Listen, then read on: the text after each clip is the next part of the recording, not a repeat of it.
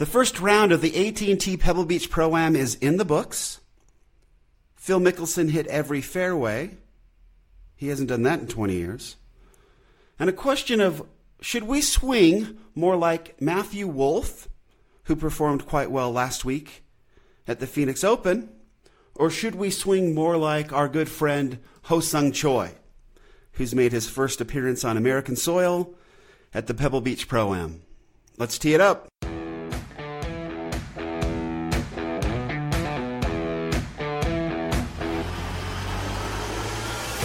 Welcome to Data Access Golf, your home for rapid golf improvement. And now, from the thin air of the Rocky Mountains, next on the number one tee, your host, Aaron Stewart. Hello, everyone. Welcome to another episode of Data Access Golf, the podcast. Is that dramatic enough? Anyway, it's great to have the first round of the AT&T Pebble Beach in the books. We've got a couple players up at the top that we've talked about previously. Brian Gay is known to be a very short player, but playing very well. And then Scott Langley, good player. He's been coming up and doing really well through the ranks, playing some good golf. So just looking at their scores really briefly, they both shot 64s at the Monterrey Peninsula Country Club, the shore course, which is gorgeous, great course. Shorter, obviously, the tour pros are having an easier time of it. It's also interesting to see that they've taken all the big names and stuck them over on MPCC to make sure that they're available at Pebble Beach both Saturday and Sunday for those that make the cut. It's a 3-day cut this week.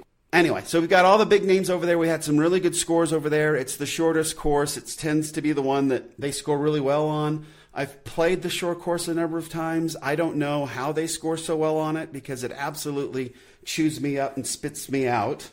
But it's a gorgeous place, wonderful course, and fun to see them work their way around it. It's got to be one of the most beautiful courses. So as far as Brian Gay, again, we're just going to kind of look at the scorecards real quick. A front 9, 29, 5 under par. And he went 5 birdies in a row from holes 5 to 9, birdied them all. So pretty amazing. Threw in a bogey on the back 9 with 3 more birdies, and boom, there you have it, a 64, -7. Scott Langley, a 31 and a 33 with 1 bogey on the back 9 and 1 bogey on the front 9. So again, 2 really cool 64s and -7s. Will be interesting to see how they perform today. Kind of fun too, Phil Mickelson kind of did a quick little video. I saw it on Instagram where he was saying that this was the first time ever in his career that he had hit every single fairway. And that turns out, after doing just a little bit of research, that's not true. About 20 years ago, he did it once before, but it's been a long time, right? A couple decades. Which I was going back and forth with texting with a friend this morning, Greg. Good morning to you. The point was kind of being how funny that we as amateurs get so down on ourselves when we miss a fairway, whereas we look on tour, some of these benchmarks that we've been talking about and setting up in order for us to sort of manage our own games and manage our own expectations and keep them realistic, that, this is the first time in 20 years Phil has hit every fairway.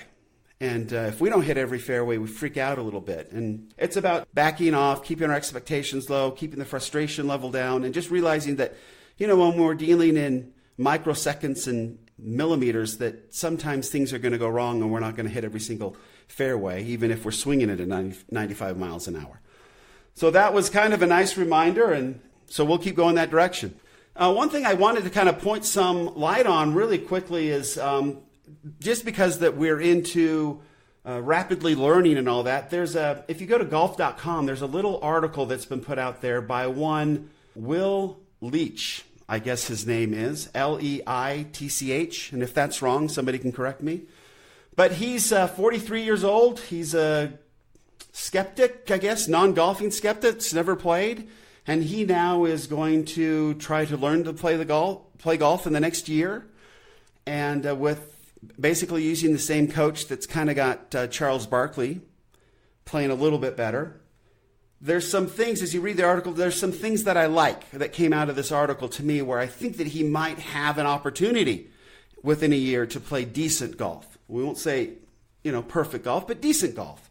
In that this coach, Tattersall, likes to use a lot of different technology. right? And feedback. I've said time and time again, I believe with instant feedback, accurate feedback, that anybody can get a lot better at golf very quickly, much more so than we've ever been able to do in the past. So this will be kind of a fun test to see how it goes.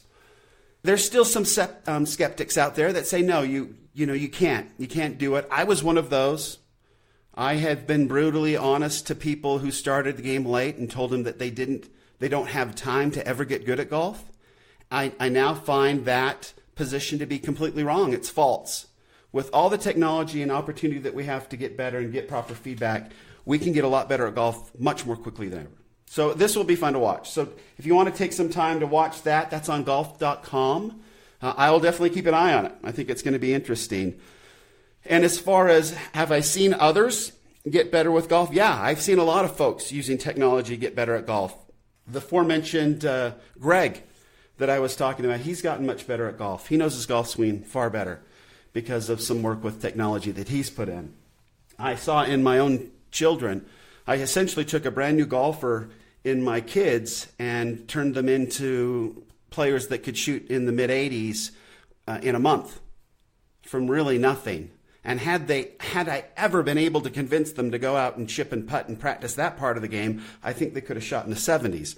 But what I wanted to get into, kind of the main point of today, and I've wanted to do this one for a little while, is talking about these swings, these sort of homegrown natural swings. And over the course of the last 2 weeks, we've seen some pretty interesting ones. This Matthew Wolff, who's of Oklahoma State fame, sunk the winning putt for his team, pressure player, very athletic, very skilled, scores the ball well, got a sponsor's exemption at the Waste Management Phoenix Open, and played really, really amazingly well to make the cut the first 2 days and then kind of struggled the last two when I think reality kind of sat in. But he's got a very unorthodox swing. I guess he had some coaches that try to fix his swing or change his swing, and this one coach that he's with now said, absolutely not, I'm not going to touch it.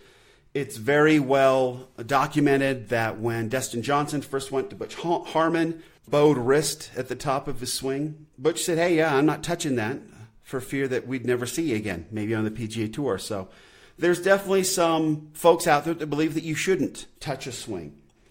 Our second example of a pretty unorthodox, an unorthodox golf movement, I guess if you will, is Ho-Sung Choi, who's come over from Korea and got a sponsor's exemption into the AT&T. Kind of had a tough time yesterday, but then kind of brought it on and finished, I think, 1 over par, 72.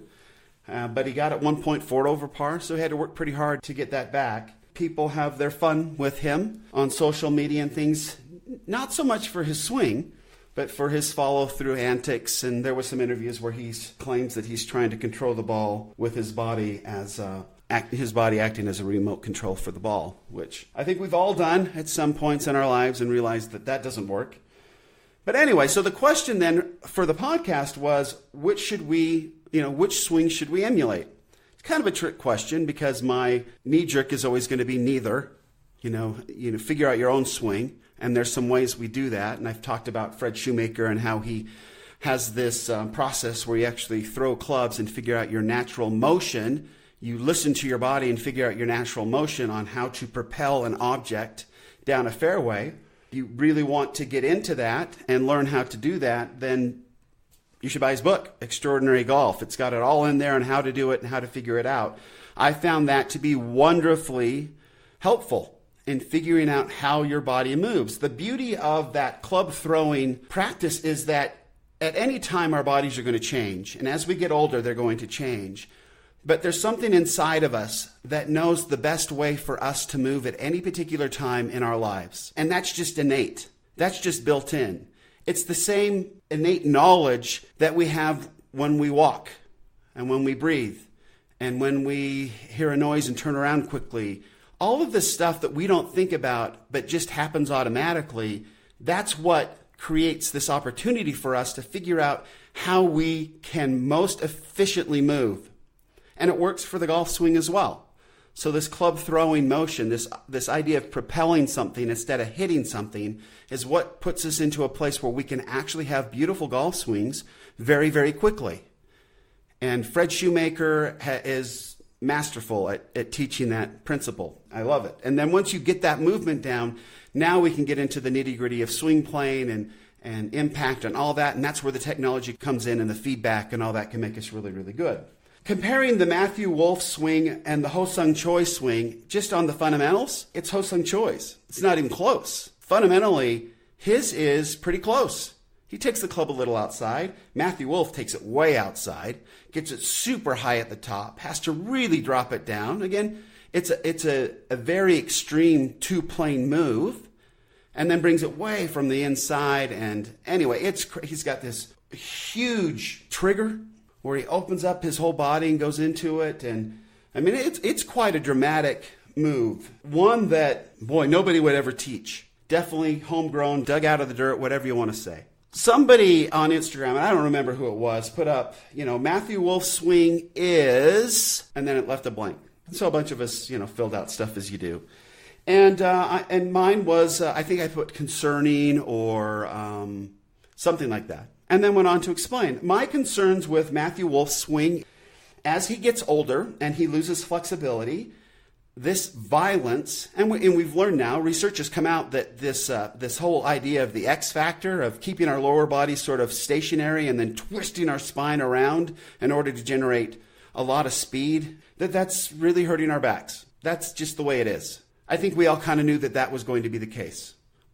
We've seen with Tiger Woods, and that's just going to be the case. We're swinging the clubs faster and harder and more violently, and so we bring into injury.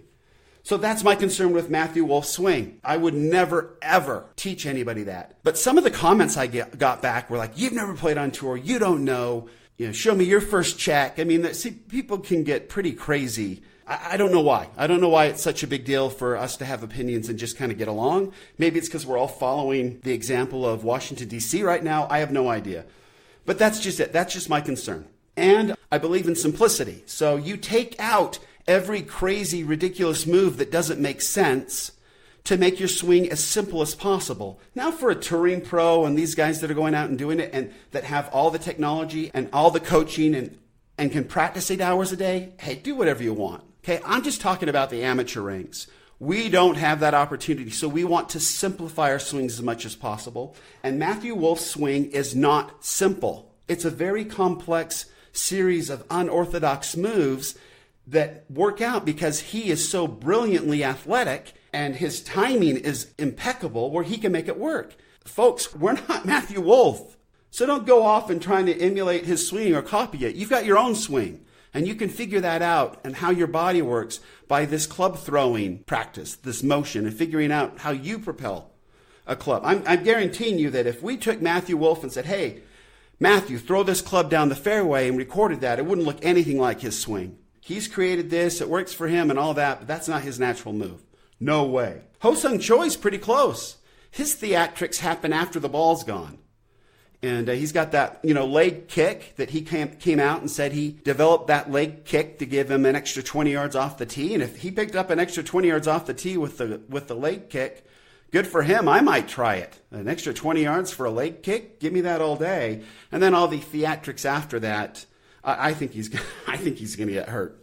But that's always my concern. After losing a year of golf to an injury, I think that I'm just a little paranoid. I guess my final point would be, so for us amateurs, when we get this feedback and we have the opportunity to get better, we should take it. We should simplify our golf swings. We should figure out how our bodies move. And that will help us improve to be better golfers much more quickly than ever before. Because with better data, always comes better golf. Thanks.